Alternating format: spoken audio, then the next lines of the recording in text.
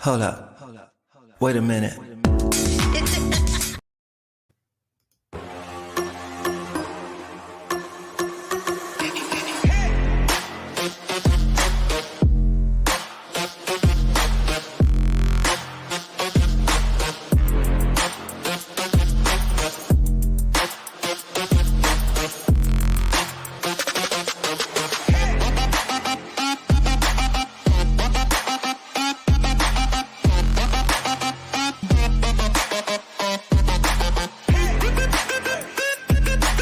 Hey, let's take a trip around the curve. Still, a Michael J. Fox movie swept the 8th Annual Critics' Choice Documentary Awards last weekend with 5 wins. 20 Days in Mariupol won for Best Political Documentary, and also winning twice, Netflix's American Symphony and The Deepest Breath.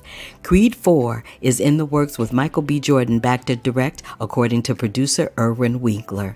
The Poor Things actress Emma Stone is set to host Saturday Night Live on December 2nd. The SAG strike might be over, but not the controversy. Justine Bateman discusses concerns with SAG-AFTRA's deals concerning AI protections and warns loopholes could collapse the structure of Hollywood. While the ratification vote started this week, the union has yet to release the full tentative MBA. Instead, they released a detailed summary of the contract. The 81st Golden Globes have found a new broadcast home. On January 7, 2024, it will air live on CBS.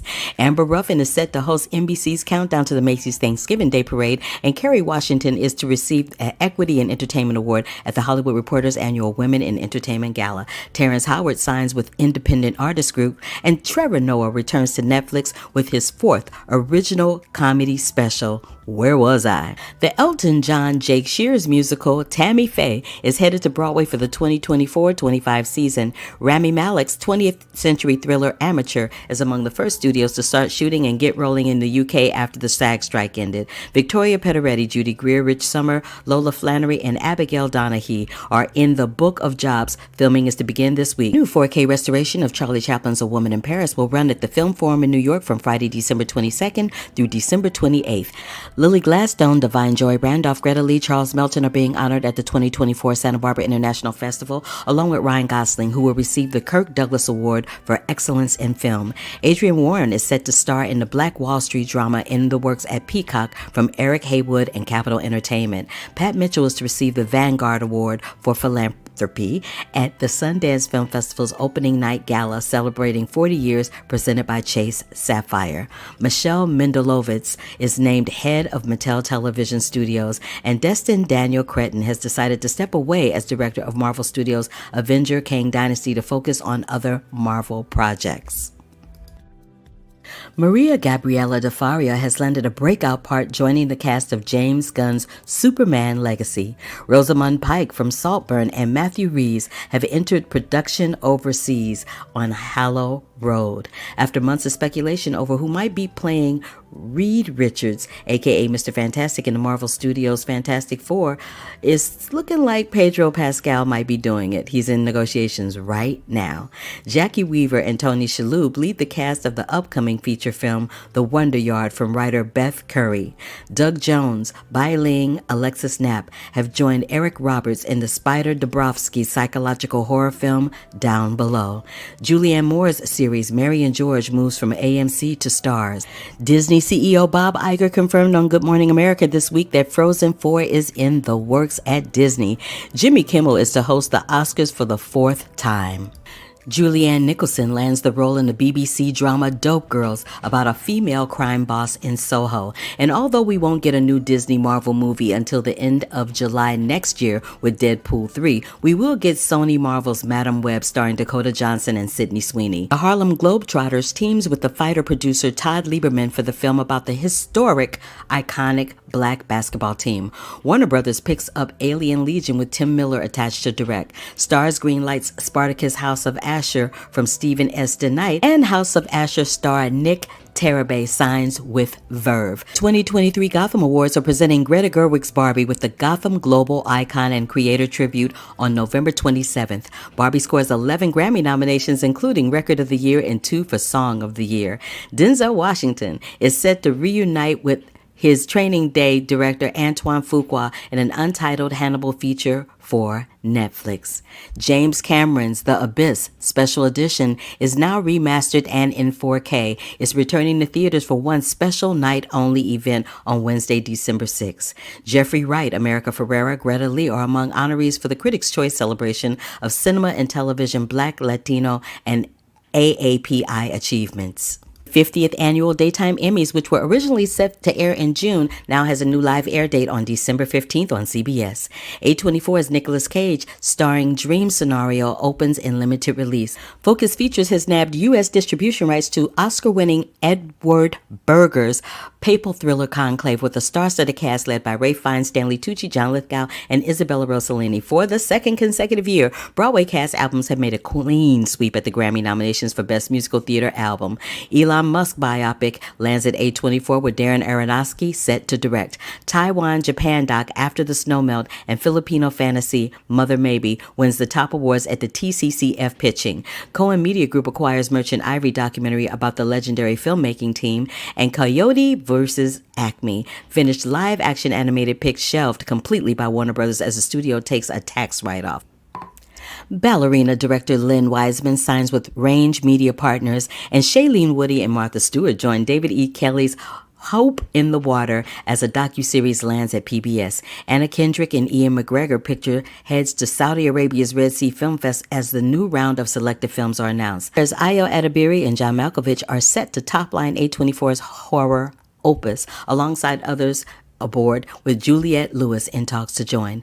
Peter Chernon's North Road acquires significant stake in Questlove's 215 Entertainment, and DeWanda Wise starring in executive producing Lionsgate and Blumhouse original horror pick Imaginary. This week on The Curvy Critic with Carla Renata, we are talking all things Rustin, which means we're going to have a little chat with its star Colman Domingo and its director, acclaimed theater director George C. Wolfe. We're going to talk about the Marvels and all that was going on with that. And when we get finished with that, we're going to talk about one of my favorite directors, Miss Emerald Fennell, and her film Saltburn. Plus, we spoke with the majority of the cast of Netflix's season 6 of The Crown. We're going to review Wish. We're going to talk about May, December. And guess who I have from that? Yep, you guessed it. I got Academy Award winners Natalie Portman and Julianne Moore coming up on The Curvy Critic with Carla Renata right now. Hold up. Wait a minute.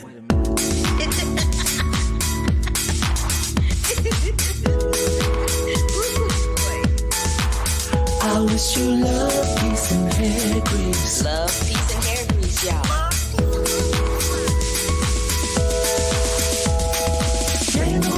Straight from the hip. This is Carla Renata, aka The Curvy Critic, and I shoot straight from the hip. Yeah, you know I'm always shooting straight from the hip. Hi, everybody. I know it's been a couple of weeks. You haven't seen me. I haven't seen myself.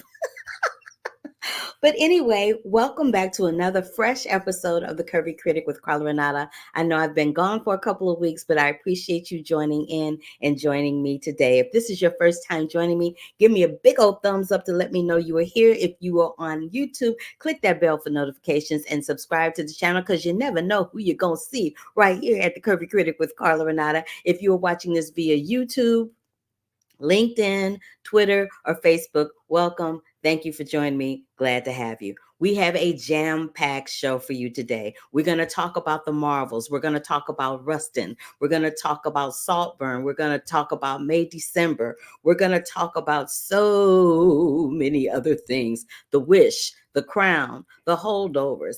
And then I'll tell you what we're going to be doing next week. But before we get into that, I usually talk about what I did the week before with my life. And because my life has been crazy busy the last couple of weeks, I'm going to get right on into it. So the last couple of weeks, I have been traveling all around doing all the things. So I flew to, so first of all, let me get into this. The SAG strike is finally over. And I mentioned part of that in the Around the Curve piece at the beginning. The strike happened and was over, and baby, the floodgates open, and I got flown straight to Washington, D.C. to speak with the cast of Rustin, mainly Colman Domingo. But while I was there, we had a little reception, had this little cocktail right there. Ran into my girl Jasmine Simpkins, who's a reporter over at KTLA here in Los Angeles. There is my boy. He and I, we did Turner Classic Movies together. And this is Dino, and he and I were hanging out. That's my other boy. Love him so much. And then they took us on a tour of the Library of Congress. And in the Library of Congress, I saw this photograph hanging on the wall. Excuse me. Excuse me, of Harriet Tubman, and I just had to take it because it's in such a beautiful frame. And she is in that very famous photograph that we've seen a zillion times. They did tell us this while we were there. If you look at the bottom of these list of names, Carla Diane Hayden is the first and only African American to run the Library of Congress and the first woman. So I had to take a picture of that because that's historic. They took us to the Lincoln Library where they showed us all these books that were taken from Abraham Lincoln's house and preserved in the library. They showed us the Gutenberg Bible, which I was like, that's impressive. I also found this photograph of Gordon Parks. It looks like that American Gothic photo, but with Black people in the flag. It says so much and so little all at the same time, and I loved it. And of course, had to take this one a Tina Turner. It is what it is. Then they took us on a tour of the mall. That was on my way there, so we would just discard that picture. But they took us on a tour of the mall. And if you're not familiar with the mall is a place, it's a park in Washington, D.C. that encompasses the Washington Monument, Lincoln Memorial, MLK Memorial, and this is the Lincoln Memorial. It's a little under construction right now, and it was raining cats and dogs that day. But before they took us to the Lincoln Memorial, they took us to the lock keeper's house, and all of the windows in the lock keeper's house are painted with different pictures. And I love this picture because it encompasses the March on Washington, which is what Rustin centers about. It centers on Bayard Rustin, who helped coordinate and plan the March on Washington. So I thought that picture was very appropriate for what we were going to be talking about today. And then, of course, I took this picture of the monument, the MLK monument. It looks ginormous. It looks a lot bigger in photographs than it does when you see it in person, which actually kind of surprised me. But I was like, okay, I see y'all. And then, of course, at the reception, I took this picture with Colman Domingo, the star of Rustin. Colman and I go all the way back to when he was on Broadway doing Passing Strange. So to watch his journey from then to now is really, really wonderful. And yeah, so we'll get into his review, the review of Rustin in a minute, along with, so we're going to talk about Rustin. Like I said, we're going to talk about Saltburn. We're going to talk about, where's the other pictures? We're going to talk about, I was supposed to see Napoleon when I was in New York, didn't make it. Was supposed to see Trolls when I was in New York, didn't make it. But I did make it to see Wish. So we will be talking about Wish. But I want to go back down here and tell you what else I was doing this week. So the other thing I did this week was I went to a screening of this film right here, The Color Purple. Baby, woo, got my entire life. In this photograph, picture from left to right, is the moderator who was from Vanity Fair, Fantasia Barrino, who plays Celie, Taraji P. Henson, who plays Shug Avery, Danielle Brooks, who plays Sophia, Corey Hawkins, who plays Harpo, Biz Badawale, who is the director, and the other three gentlemen are the cinematographers and production designers for The Color Purple. And they had a screening here in LA, and it was star-studded and beautiful. I can't wait to talk to you guys about that. My review for that will be coming out via the wrap, so be on the lookout for that. I also had a luncheon with this young man right here. His name is Cord Jefferson. And Cord Jefferson he adapted the screenplay and is the writer for another film starring Jeffrey Wright called American Fiction. And this is the film, American Fiction. It's coming out in theaters in December. It also stars Tracy Ellis Ross, Issa Rae, and Sterling K. Brown. This film is a deep little film, and I'm all about it. I can't wait for people to see it. But I had a lunch with Cord where we were able to have a very intimate, personal discussion about his film. And then what else did I do? Oh, and while I was, then I went to the premiere of May December, which is the film coming on Netflix starring Julianne Moore, Charles Melton, and Natalie Portman, who I have my interviews with Julianne and Natalie. I will post the reviews with Charles Melton a little later. I also ran into this lovely young lady at the Color Purple screening. That's Danielle Pinnock. If you don't know her face, you should. She is one of the stars of Ghosts on CBS. It's a big, ginormous hit. And I also have interviews today with Paul Giamatti, who is in the Holdovers alongside Davine Joy Robinson and Dominic Sesson, who are seen in this picture. I will have the interviews up of Davine and Dominic a little later. I just wanted to get the really big ones up on the podcast so that you guys can watch that. Everything will be on YouTube. The written versions of my reviews always are on thecurvyfilmcritic.com. So you can always go there and find the written version of anything that I speak about here. And if that wasn't enough, y'all, I had the audacity to moderate this discussion around Leo with Adam Sandler and his filmmakers.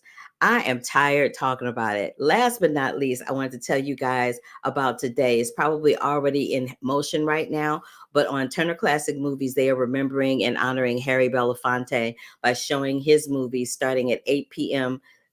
Eastern time, which is right about now. They're going to show Carmen Jones, and then right behind that, they're going to show The World, the Flesh, and the Devil. That was a lot. I know that was a lot, right? Y'all are like, girl, you was talking your booty off. No, I was talking my booty off. It was a lot. But let me get into this next situation.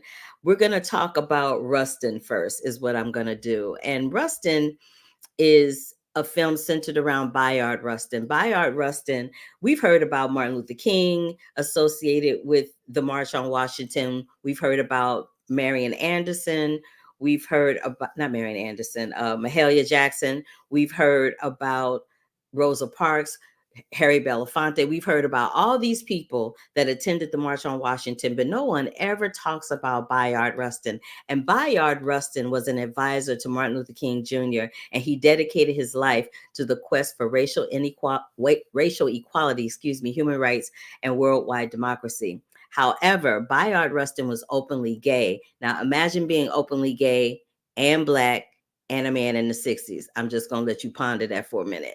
Dealing with all of that, he is all but erased from the civil rights movement that he helped build. So Rustin is his story and how it unfolds. So without further ado, I'm going to go ahead and get into this interview that I did with the director, George C. Wolfe, and then we'll go right into the interview with the star of Rustin, Colman Domingo. Hello, Mr. Wolfe. I'm so happy to finally meet you. I meet you too. You're so brilliant. I really adore your talent. That's sweet of you. Thank you very much. It's the truth. I like your shoes. Thank you. I do too, honey. you know, I had to bring some sparkles for you. Thank you very much. I'm humbled. There is a quote in the film where Bayard says, "The time is always right to do right."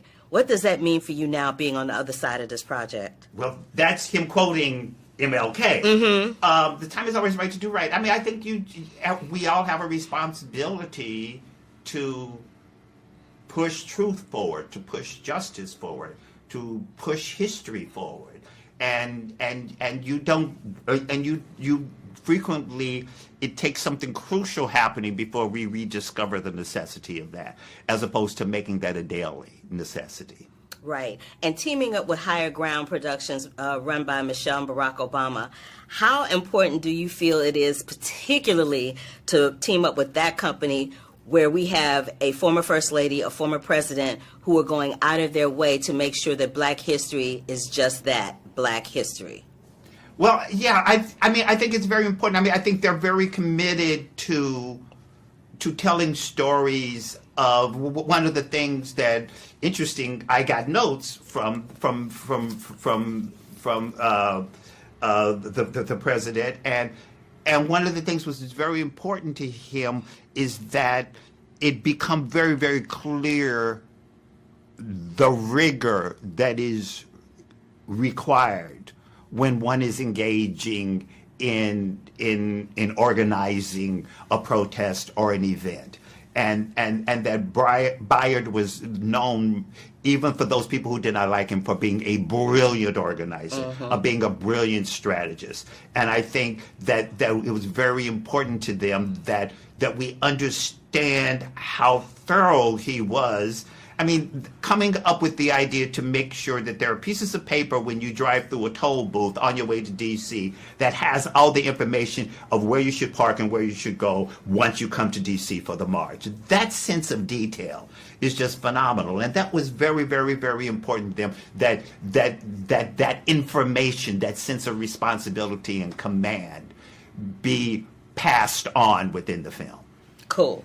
I like that attention to detail because you're a person that has immense attention to detail yourself. There's a quote that you said where you said, democracy is a muscle. If you don't exercise it regularly, it ceases to function. I know you probably said this while you were doing the interviews to prepare for this film, but now that we are where we are in society and economically and politically in our world right now, what does that mean for you right now? Well, that's why I said it in relationship, not to preparing for the film, but in relationship to what's happening in the world. You know, if you don't work it, if you don't work a muscle, it doesn't stay toned. That's just the way it is. And relaxing and taking for granted and taking selfies of yourself, standing in front of a water buffalo before it attacks you and mows you down or whatever. Interesting, yes. But then where's your community? Where's your sense of responsibility when you see somebody who doesn't necessarily look like you in peril? Where do you stand up? When and where and how often do you take a stand? And when you see somebody trying to erase history, that's a time for you to tell your history. I know that's right. Talk to me a little bit real quickly about collaborating with Branford Marsalis and Lenny Kravitz on the original music for the piece, because it was really good. Oh, well, thank you. They were two separate events. Branford is the third project film we've done together. And it's a glorious working relationship. And he's, in addition to being a brilliant composer, he's a stunning musicologist. So, all of a sudden he's sending me trombones from Baptist churches, and I have never heard a trombone being. I grew up with an organ or the piano. All of a sudden, trombones in a Baptist church. That was just. I will forever indebted to him because that sound is so, and it comes at the end of the film, and it's so moving and beautiful. And I've incidentally known Lenny probably since he was 18 or 19.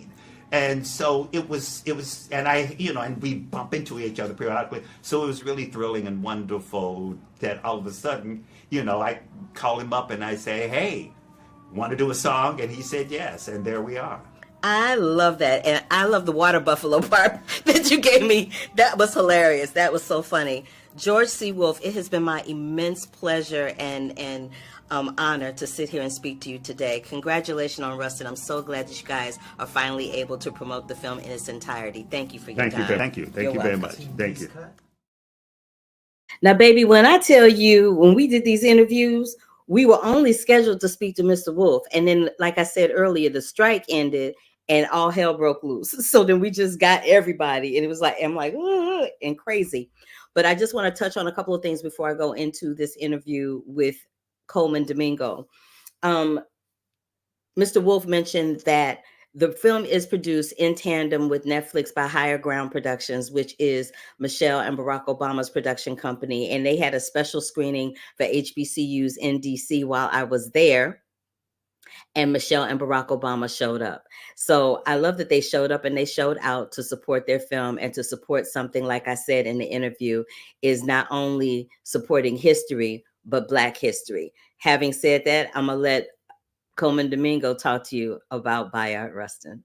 Colman Domingo. Hey, Carla. Renata. Listen, from Passing Strange to Rustin, baby. You are doing the daggone thing. And I can't be happier for you. Oh, child, I'm so excited. So Martin Luther King's quote The time is always right to do right. What does that mean for you being on the other side of this project? The time is always right to do right. Well, I guess it speaks to now. It's like, you know, the fact that I'm here, you know, after we've had this this very tricky time, making sure that, you know, that with the SAG-AFTRA strike, to be honest, and I think now we're getting to the other side, where we know that we want to be responsible to each other and take care of each other and to do right by each other.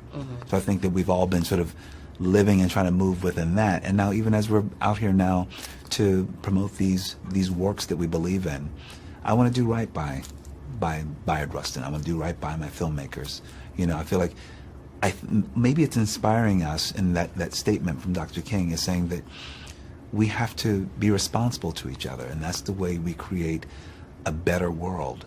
And I feel, in whatever big and small ways, but I feel it's about being responsible to each other. So Bayard says in the film at some point when he's giving this big speech, he says, how can you speak of salvation and not save yourself? Come on, Jesus. Talk to me about it. Did you throw something at the screen when that happened? Listen, because I knew who it was coming from. It was coming from Bayard, but it was really coming from Colman Domingo. You know, because it is something, you know what, there is, as you know, this is beautiful alchemy that happens with character and person, and you have to pour some of yourself in there as well. And the beautiful thing is, I feel like there's language in there that I understand and believe, you know, about people wanting to, you know, people who preach the preach, but they don't walk the walk. And so I feel like in that moment, he's actually asking for accountability and asking, like, what do you really believe in? Who are you? How can you speak that and actually not live it? I don't understand it. So he's challenging, he challenging sort of, but he sort of plants the seed more than anything with the Elias character. He's planting the seed, and I think he's planting the seed for anyone to receive that in the audience. They're like, oh, well, what am I doing? I have to take stock of what I'm doing in my life, and maybe make sure that there's a happier marriage between my soul and what I actually do. Cool.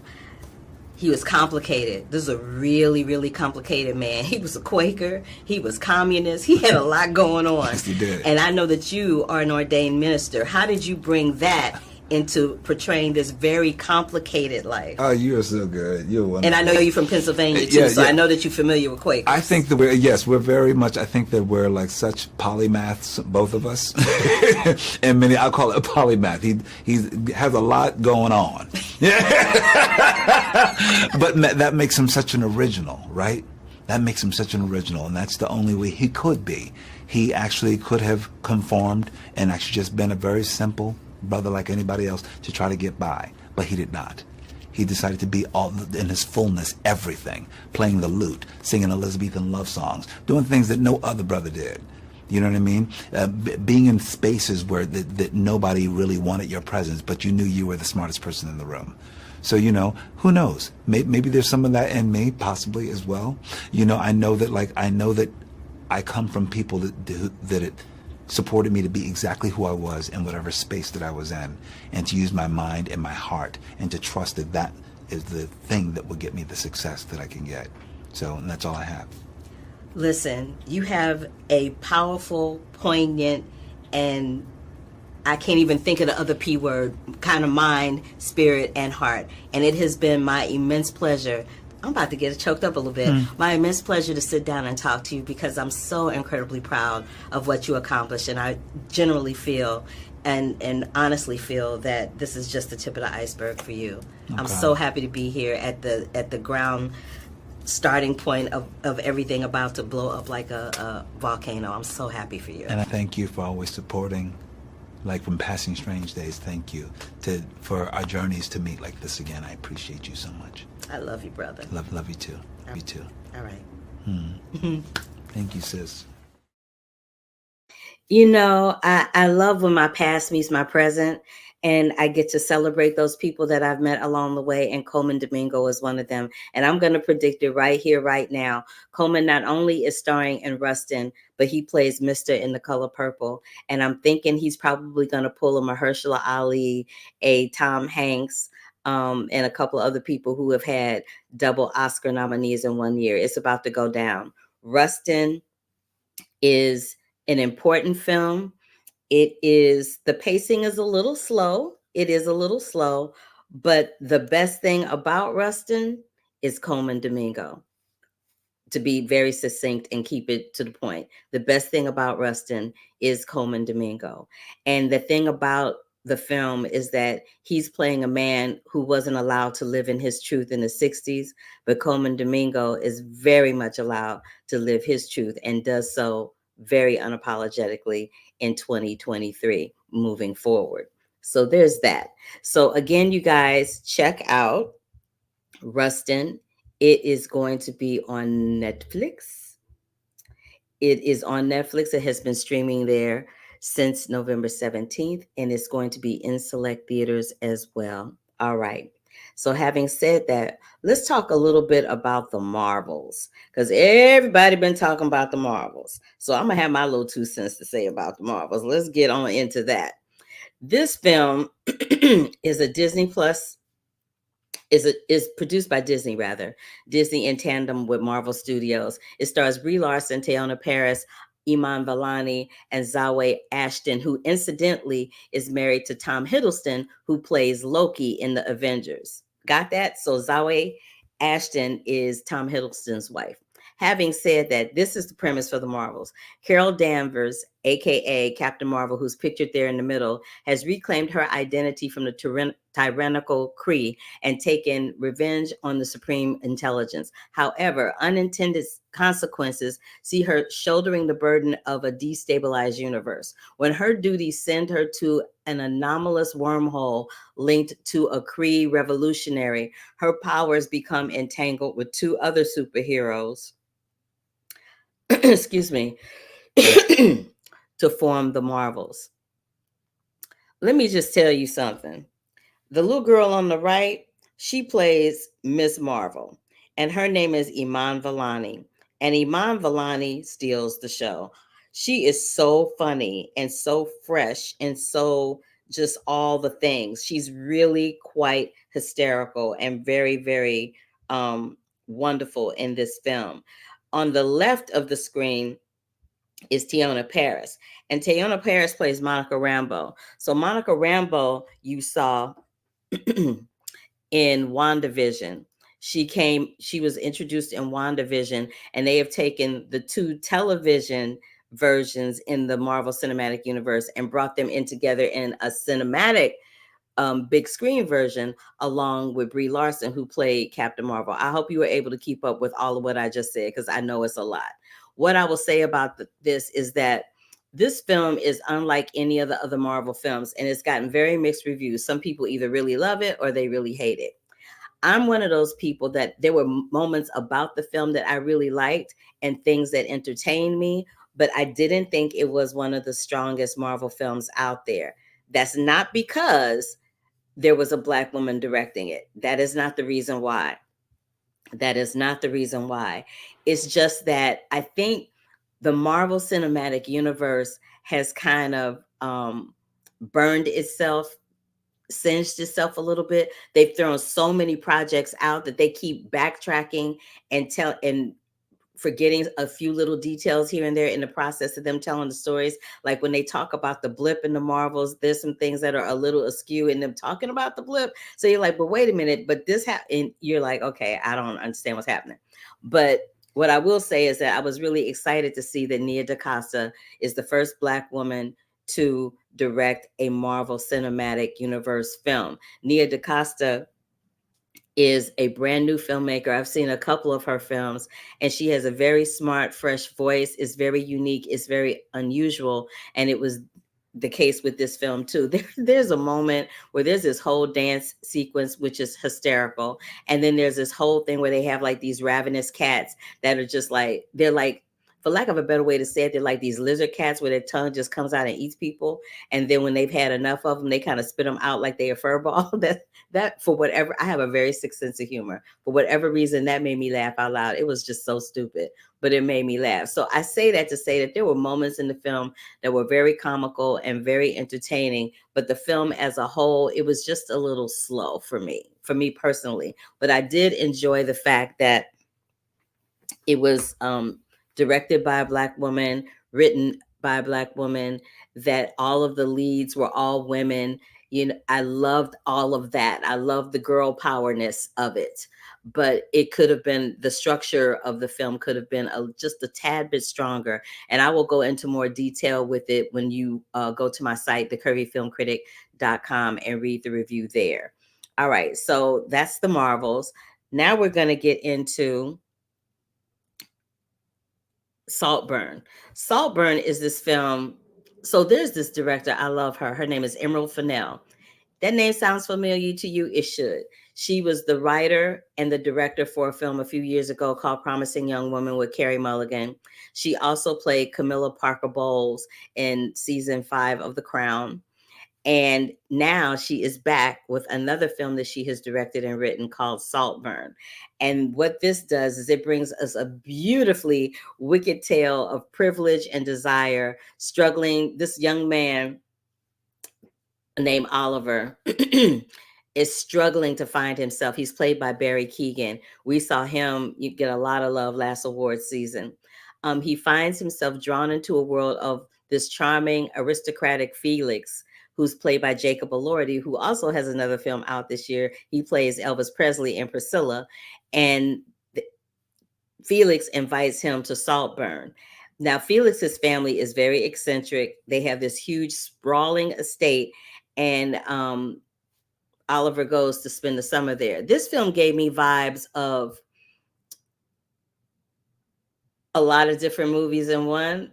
But I'll talk about that after we talk to Emerald. I'm gonna let Emerald tell you a little bit more about it. So I did do an interview with Emerald Fennell, the director and writer of Saltburn. So I'll let her tell you a little bit about it, and then I'll come in and, you know, give my 2 cents for the film. So this is the director and the writer of Saltburn, Emerald Fennell. It's me. It's you. I'm so glad. How you doing? I'm so glad we're talking.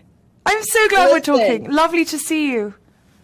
Listen, I am traveling and being all the things, but I was not going to miss talking to you so I could get our conversation on camera. You know I adore you. Thank you. Likewise. Thank you so much. So listen, let's just get into it. You did The Crown, you did Promising Young Woman, and now you have done Saltburn. How does this mind of yours work? Because it's bananas. Well, I mean, imagine living with it.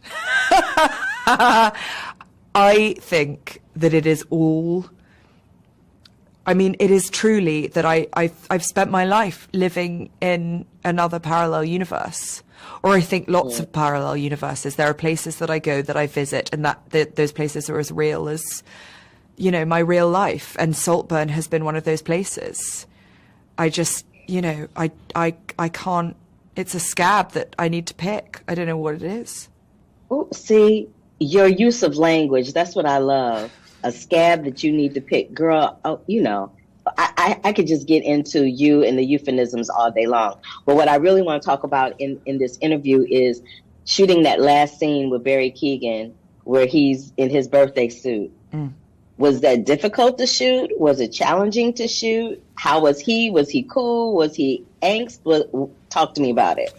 Well, it was incredibly difficult to shoot. I mean, the film in general is like extremely technical. So a lot of it is about making something look spontaneous and easy when actually it's kind of really hard. That's kind of, you know, that's sort of the pleasure of filmmaking actually sometimes, is like, how do we all pull this off together?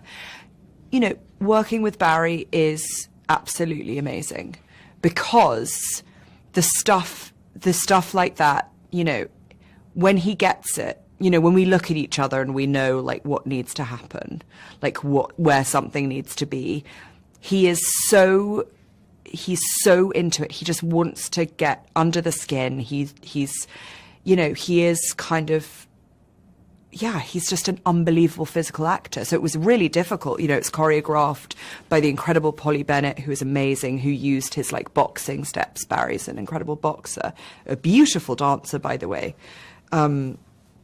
And so we kind of had this sort of like loose choreography. So it felt both spontaneous and like a fantasy sequence, kind of both real and not real. And, you know, he just did the most beautiful job. And yeah, it was 11 takes. in the end. Not all of them were full takes. Some of them, we had camera issues, whatever it is. There's stuff that happens. And he was just a trooper. He was a trooper. And I think he knew, like I knew in the moment, that it was just like a thing of kind of total joy, beauty, insanity. It was all the things that the film was about, which was just like letting yourself completely go. I love that. Real quick, as we close it out, Miss Emerald, I remember being somewhere with you where somebody said something about everyone makes themselves up when they go to college. Who did you make yourself up to be when you were at university? That I was sexy and cool and clever. When actually I was just a fucking idiot like everyone else. And you are sexy and cool. You better own that, girl. Oh dear. It's a lifelong journey, isn't it? I'm owning it. I'm sexy and cool, so I'm gonna say you sexy and cool too. Thank you. Thank you. Thank you so much for finding the time to do this when you're traveling. I'm really grateful. Emerald, I will find the time to interview you. It is raining. I have been on a mall in the rain looking at monuments, but I was not going to miss the opportunity to talk to you. And hopefully we'll be able to do this in person sometime soon. Now that the strike is over, we can really get into it. Amazing. Thank you so much. Lovely to see you. Enjoy the rest of your trip. You too, darling. Bye. Have a good one. Bye. She is one of my favorites because she's just real. There's no pretentiousness there. There's none of that going on. So let me just get into Saltburn real quick. Saltburn also stars, in addition to the people I've already mentioned, Rosamund Pike, Richard E. Grant, Oscar nominee Richard E. Grant, Allison Oliver, Archie Madakwe, who is also the lead in Gran Turismo. So he's got double films out this year. And Carey Mulligan has a short, crazy part in this, and it's so incredibly yummy and full. This is what I will say about Saltburn. It gave me vibes of The Talented Mr. Ripley mixed with like Dark Shadows. Dark Shadows was an old soap opera that came on in the 60s, and it reminds me of Dark Shadows because the film has this very gothic kind of vibe to it, gothic kind of soap opera-y vibe to it, which is kind of interesting and yummy. And it reminds me of The Talented Mr. Ripley in the respect of we get introduced to Oxford in the course of this film. And we also get introduced to, how someone feels when they're in a school like Oxford and they're lonely, therefore they end up being an outcast. And all people really want is to be seen.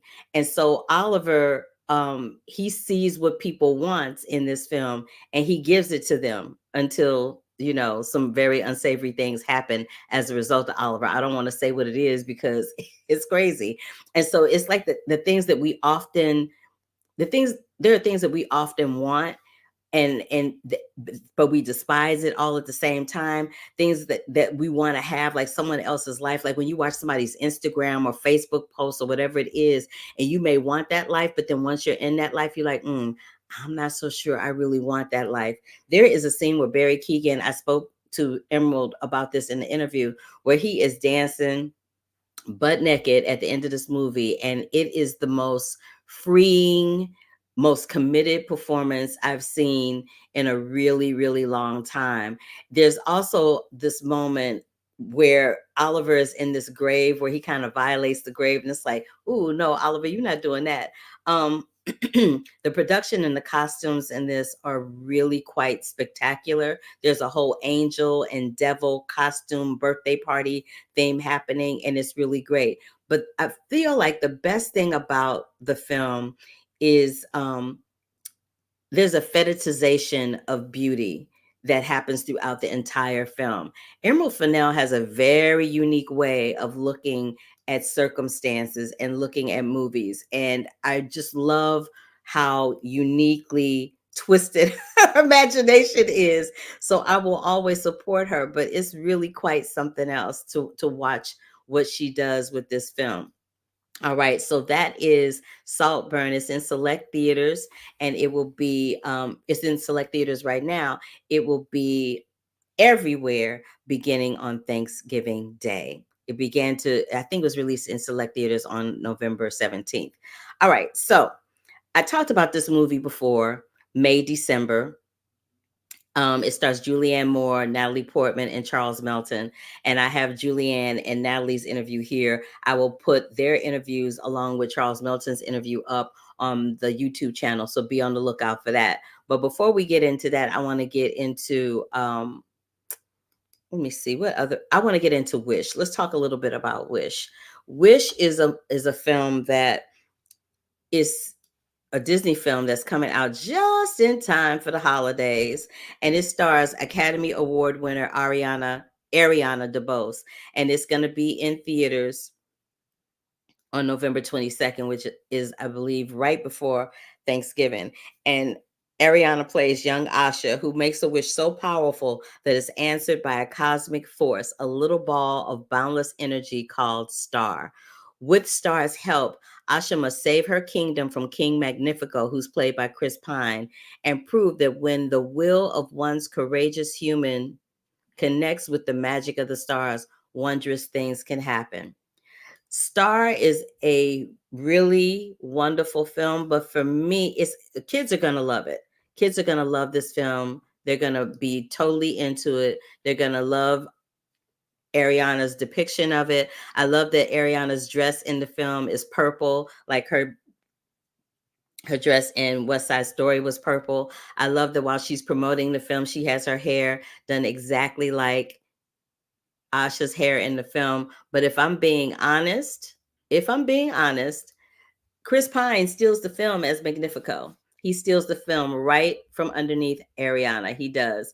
It's a wonderful film. I feel like the first half was a little slow, and it kicks in once Asha starts to make her plan with her friends to get along with Star to get the wishes back to the people. Then it kind of starts to have a little more life for me personally. But up until that point, it's a little on the slow side, just a little bit. And I'm like, okay, I see you, but it's just a little slow. So I think the kids will love it. They'll be totally into it, and it will make them really happy. But it's a little on the slow side, if I'm being honest. Let me check this chat room and see what's happening over here. Oh, it's Brandon. Of course it is. Brandon says he saw Trolls 3 last week. He quite enjoyed the first two movies. He's also seeing Wish on Tuesday, and he's been watching the new Scott Pilgrim cartoon, and it's fantastic. And in December, he's seeing Illumination's Migration, then watching Chicken Run 2 in November, and Leo. I have seen Leo. I have seen Chicken Run 2. I have seen Illumination's Migration, and you're going to love all of those, Brandon. And thank you again for always popping in and saying hello to me. I appreciate you so much for that. All right, let's talk a little bit about what else do we have to talk. We have two more films. So we'll talk a little bit about The Holdovers. The Holdovers is this film by Focus Features. It was released in theaters in limited release on November 10th, and it's going to go nationwide, I think, around Thanksgiving. But it stars Paul Giamatti, Davine Joy Randolph, and Dominic Sesson, who Dominic, this is his very first feature film. Can you imagine being in your first feature film with Davine and Paul Giamatti? The pressure. Anyway, it's directed by Alexander Payne, and it's reuniting Alexander Payne and Paul Giamatti. They did Sideways together. That, if you have not seen Sideways, please check it out. That film also stars Thomas Hayden Church and Sandra Oh. It's hilarious, but it's heartfelt too, and that's how Alexander Payne kind of rolls. But this film, The Holdovers, follows this curmudgeon-y instructor named Paul, who teaches at the same New England prep school where he was a student, and he's forced to remain on campus during the Christmas break to babysit a handful of students and who have nowhere to go or have been abandoned by their families, whatever the case may be. He eventually forms an unlikely bond with one of them named Angus, who's played by Dominic Sesson. Angus is he's damaged. He's emotionally damaged. His father is on the verge of having dementia. His mom is like on a whole nother tip with a whole nother man doing a whole nother family thing. And he's kind of on his own. But he's really brainy, but he's a troublemaker, in the best kind of way. And the other person that Paul bonds with is the school's head cook, who just lost her son to Vietnam. She is Mary Lamb, and she is played by the fantabulous Divine Joy Randolph. The Holdovers. Now, I had never heard of people being left at school is called the holdovers. So that was an interesting term for me. But this film is a surprise. You think it's going to be one thing and it turns out to be something else. It's wonderfully acted, it's brilliantly written, it's brilliantly directed, and I would not be surprised if all three of its stars get some kind of awards love in one shape, form, or another. I love the fact that Davine Joy Randolph in this film, she's playing a cook, but she's not playing a cook in a traditional sense. She's not the sassy, and I hate that word sassy, and I've said on this podcast numerous reasons why, but she plays this kind of, highly spirited Black woman who's trying to keep her wits about her and stay present, even though she's still grieving her son. She has a moment in that film where she kind of just lets her hair hang down and feels the grief. And it is super, super powerful. Her and I talk about how she crafted that character. So please be on the lookout for that interview. I will have it up on the podcast, on the YouTube channel a little later on today. And Paul Giamatti, his command of language and how he uses language in the course of him crafting a character is nothing short of genius. He's one of the only actors I know that really knows how to straddle that line of comedy and drama so brilliantly well that he'll make you laugh and make you feel uncomfortable for laughing because his dramatic sensibility is so keen and in tune. It's really quite lovely. And Alexander Payne is he is the type of writer and director that just taps into humanity in a way that we very rarely see on film, but it's always refreshing to see it. So having said all of that about the stars of the film and its director, I'm going to let Paul tell you a little bit about his film, The Holdovers. This is Paul Giamatti, who plays Paul in Focus Features, The Holdovers. Right on. Hey, Paul, how you doing? I'm good. How are you? Dude, I have been waiting my whole career to talk to you. I think you are the bomb.com. I appreciate it. Thanks I really a lot. do. I really Thank you. do. Thank so you. there's this quote that you have in the movie in one of the scenes where you say, history is not simply a study of the past, but an explanation of the present. Did you have a professor in college, somebody that really made you think and get out of your own way artistry-wise? Oh, wow. Did I have somebody that had that kind of positive influence on me? Sure. I definitely did. There was a guy I had in college, absolutely, who was he went beyond just the teaching and stuff like that, and he was very caring about the individual person and kind of giving you good advice and, that kind of thing, and it was welcome, and he was great. He was an English professor of mine. He was great, yeah. I love that. Yeah. This is your second time working with Alexander Payne. You guys seem to have a really nice working relationship. Do you guys have a specific shorthand when you're working together? It's like even beyond a shorthand. Like we don't even have to say anything to each other. I kind of just know. And I can sort of tell when things are going right or not just from the way he's sitting and looking and stuff like that. We read each other very well. Good rapport. Yeah. So Paul in the movie has this moment where he's kind of faking the funk with his friend when he runs into his old friend. Yeah. He's faking the funk and he's making it seem like everything's all right, everything's hunky-dory fine, right? Has Paul Giamatti ever had that moment in life where you had to fake the funk as an actor? I'm faking it all the time. I am faking it constantly. I am faking it all the time. I mean, I'm a bad liar, so I try to avoid it because you can tell. I mean, you can tell when this guy's lying too. I think you can totally read it that this guy's not lying. I'm a bad liar, so I can't get away with it if I try to do it. This is a crazy holiday season thing happening with the holdovers. What is the craziest, zaniest holiday season you have ever had in your personal life? Holy cow. Because everybody's had one, whether it's been with family members or a friend or going to visit a friend. Oh my gosh, that's a tricky question. I'm trying to think. I mean, I remember, a long time ago, a real disaster with a tree that fell and caught on fire, and it was like that whole thing. But I blocked out a lot of it, except I remember the tree going over and catching on fire. Oh It no. was very dry, and it just went up. Everything was okay. Everybody was okay, but I remember that. Oh no. I'm sorry to say. What? You're hilarious. Dominic is new on the scene. Sure is. What would you say you learned from him? We already know what he probably learned from you. But what did you learn from him? I don't think he needed to learn anything from me. Oh, I doubt that. I was just saying to somebody, it's like I really liked the way I've gotten so kind of used to just being the pro who's like, tell me what you want me to do. What do you want me to do? I'll do anything. I'll try anything, whatever. He was very thoughtful about his character in a way that in some ways I've forgotten to do. You know, that he's sort of like, well, I don't know. Would that happen? And would that, is thoughtful in a way that I thought, that's good for you to be advocating for your character like that. I should do that more.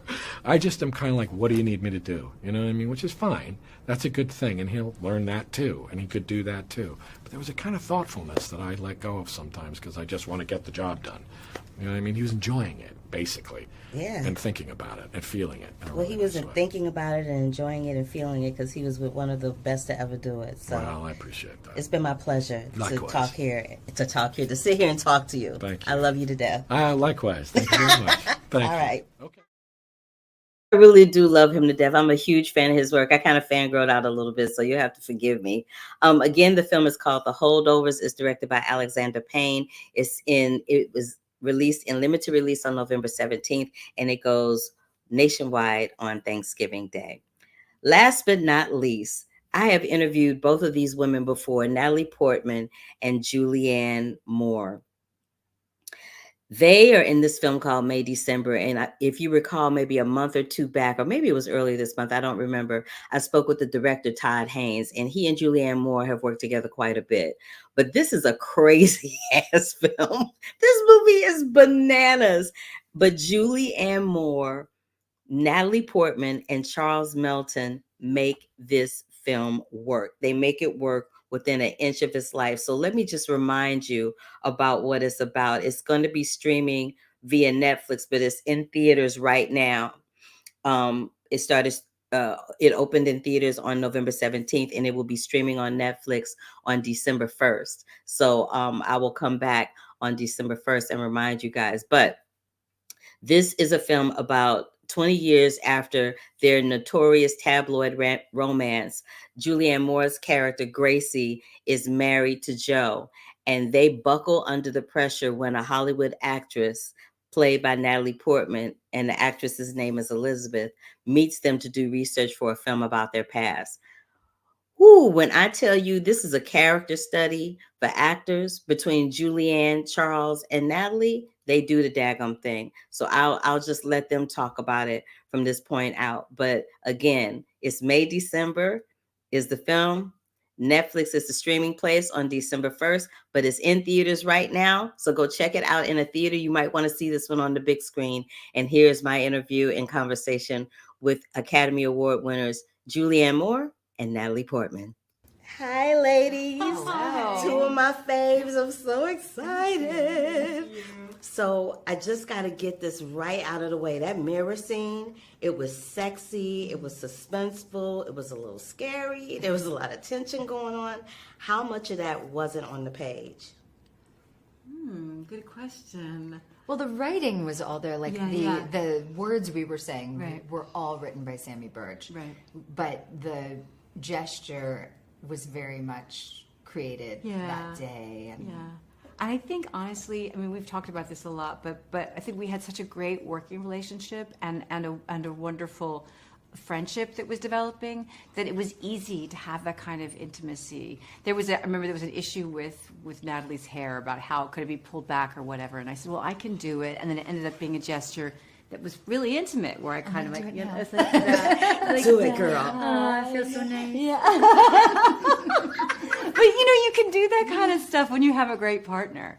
So I think that's why. It was amazing. I was on pins and needles because I was like, oh, is this going to get ugly? Like, I couldn't figure out which way it was going to. It was freaking brilliant. It really was. Another moment that was brilliant is the end of the film where you're doing Film Gracie, right? And you have that line where you say, are you afraid you're not that kind of snake? What kind of snake do you think Gracie was? Oh. Well, I think both of these women are so, intent on telling the story the way they want to tell it and having the image that they want to have. And unfortunately, that makes them behave in ways that are not always trustworthy. But I love them too. I love them. That was a good answer, Natalie. I see what you did there. I see what you did there. Both of you have been producers. You're a producer on this. You were a producer on Sharper. I just want to get from both of you, what does it feel like to be in control of the narrative from a producer standpoint as opposed to being an actress on the project? Because you can be an actress and a producer, but for both of you, I want you to speak to that because it's very rare that we have women helming projects in that way. I don't know that as a producer I felt like I was in control.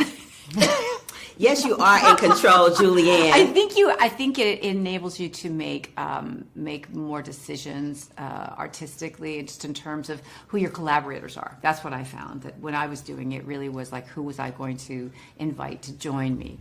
But I didn't feel that I had. I didn't feel like I was the captain of the ship or anything like that. I just felt like I was kind of more part of the construction of the film. How about you, Natalie? Well, I find producing very empowering because I think as an actor, it's a wonderful thing that you don't have to be responsible for anything, but it can also be quite infantilizing. And as a producer, it's like there's a problem and, everyone looks at you and you're like, oh, I'm the one who has to I'm that person that has to deal with it. And, and it's unpleasant sometimes to have to deal, but that's also being the grown-up in the room is dealing with the issue, solving it. And it's very empowering to know, you don't have to rely on someone to fix your problems for you. You're the one to fix the problems. And you're the one to prevent the problems by, assembling the right group of people, assembling the right conditions, and creating the environment. And, I mean, that's something on this project, it was so incredible to work with Christine Vachon and Pam Koffler, who've been working with Todd and Julie forever and who are such incredible producers, and to get to work with people like them that just you learn how to create an environment that feels so wonderful and safe and fruitful in terms of artistic, making art and it's just such a different thing than when you're sitting and going why is everyone treating everyone badly and nothing's going right and we're not making our days. It's this was the complete opposite. It was it's going so well and everything's so fun and I love everyone we work with. Something's gonna happen, right? It's too nice. It starts from the top, and because the two of y'all have been at the top of those projects, it filters down. Thank you so much for your time today. This has been my absolute pleasure. Thank you. You too. Much. You're nice welcome. Talking to you. Bye. I love them. They're so cool. They're so chill. They're just thebomb.com. So again, May, December, it is in theaters right now. It will be streaming on Netflix beginning December 1st. I also wanted to tell you guys about this thing that I did. So in addition to the Leo press conference that I did this conversation with Jessica Chastain and Peter Sarsgaard for a movie that they have coming out called Memory. I did it for Film Independent. It will be on their site. So if you go to filmindependent.com or .org, I forget which one it is, you can go to their site and see that conversation and see the film as well. You have, if you go and get this film online through Film Independent, it's available for 48 hours beginning tomorrow, Monday, November 20th at noon. And then after that 48 hours is when they will show the conversation between the three of us. So let me just reiterate what we have seen here. We've talked about Wish, which is going to be in theaters on November 22nd. It is produced by Disney Pictures and it stars Ariana DeBose and Chris Pine. We talked about I did tell y'all that I was going to talk about The Crown today, but I've been on here for an hour. I'm not going to keep you any longer than that. So I will talk about The Crown next week, but I'll get into what I'm going to talk about next week in a minute. You can see The Marvels. That is happening right now. You can see Rustin, which is on Netflix right now. You can also see Saltburn, which is in theaters right now. Make sure you check out American Fiction. Make sure you check out Trolls. Make sure you check out Napoleon. And I think that is everything that we spoke about today. Oh, and May December. I did talk about May December. And the Holdovers. Make sure you check out the Holdovers. Make sure you check out May December. And be on the lookout for The Color Purple coming on Christmas Day. All right. I think that just about does it for me, y'all. I know that was a lot. I talked my booty off this episode, didn't I? But I haven't been here for 2 weeks and I had a lot of stuff to bring to you. And I wanted to make sure I got everything to you. So I think I got everything to you. Next week, I'm going to come back and I know it's Thanksgiving weekend, but you know, that ain't never stopped me from doing no podcast, honey. But when I come back next week, I'm going to talk a little bit. I'm going to do the interviews from The Crown. So we'll talk about The Crown season 6. I'm not going to review it. We're just going to talk about it. I will be reviewing a film called Dashing Through the Snow, The Naughty Nine, which is on Disney Plus, Leo, which is going to be on Netflix, Candy Cane Lane, which is coming via Reggie Hudlin. And I have an interview with Reggie Hudlin. I mentioned that I'll have the cast of season 6 of The Crown. I also have interviews with Boba Wine. I've talked about his documentary, Boba Wine. I will have him, his wife Barbie, and his director Moses. I'll also be reviewing Next Gold Wins, The Disappearance of Cher Height, The Lady Bird Diaries, which is streaming on Hulu, and Stem from the Beginning, which is streaming via Netflix. It is award season, y'all, and it is off and cracking. So thank you for taking the time and the patience to watch these. All of the interviews will be up on YouTube momentarily. All of the written versions of every film that I speak about will be here at thecurvyfilmcritic.com. If I have freelanced and written a review for someone else, I will be sure to let you know where that is. But I am telling you right now that I will be doing a review for The Color Purple for the wrap. All right, so it's holiday season. Stay safe, stay sane. I was sick. I had a cold for about 2 weeks and my voice is still a little froggy from the cold. So you guys, make sure you stay hydrated and do all the things. And I was flying around like a crazy person too. So that probably didn't help, but make sure that and I think I taught a class the other morning for the University of Connecticut. I'm doing way too much. I'm trying to make that money, honey, before some other shenanigans go down. But anyway, thank you so much again for joining me, and love, peace, and hair grease until the next time. Deuces.